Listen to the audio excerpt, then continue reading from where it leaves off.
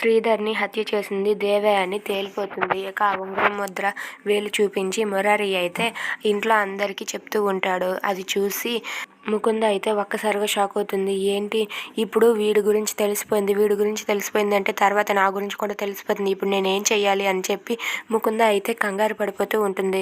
ఇక ఏం చేయాలో తెలియక ఆ దేవి దగ్గరికి వెళ్ళి, రే ఏంట్రా నువ్వు నా పెళ్లి చేస్తాను అన్నావు, కానీ నువ్వు ఇలా నన్ను మోసం చేస్తావు అనుకోలేదు. నా పెళ్ళికి సంబంధించిన దాన్నే నువ్వు ఇంత మోసం చేసావంటే నేను నిన్ను ఎలా నమ్మాలి చెప్పు అని చెప్పి కాలర్ పట్టుకొని అడుగుతూ ఉంటుంది ముకుంద. ఆ మాటలు విన్న భవానీ అలాగే మురారి అయితే అలా చూస్తూ ఉంటారు. ఇక భవానీ కూడా దేవే హత్య చేశాడని నమ్ముతుంది. కృష్ణ అయితే ఏంటి ఈ ముకుంద ఇలా చేస్తుంది, వాళ్ళ అన్నయ్యనే కొడుతుందేంటి, అసలు ఎందుకు ఇలా కొడుతుందని చెప్పి అనుకుంటూ ఉంటుంది.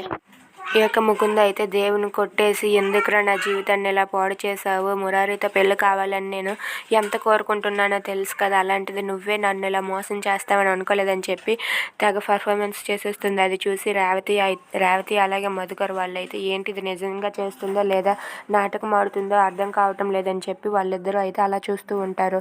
అక్కడే ఉన్న పరిమళ అయితే ఇప్పుడు ఎలాగైనా దొరికాడు కదా, హత్య చేసిన వాడు దొరికాడు కదా, ఎలాగైనా పోలీసులకు అప్పచెప్పండి అని చెప్పి అంటూ ఉంటుంది. ఇక మురారి అయితే ఆ దేవుని ఆ పోలీసుల దగ్గరికి తీసుకువెళ్ళండి అని చెప్పి తోసేస్తూ ఉంటాడు. దేవుని అయితే ఆ పోలీసులు అరెస్ట్ చేస్తారు. అరెస్ట్ చేయడంతో ముకుంద అయితే ఇప్పుడు నేనేం చెయ్యాలి, నిజాలన్నీ బయటపడిపోతాయి అని చెప్పి కంగారు పడిపోతూ ఉంటుంది.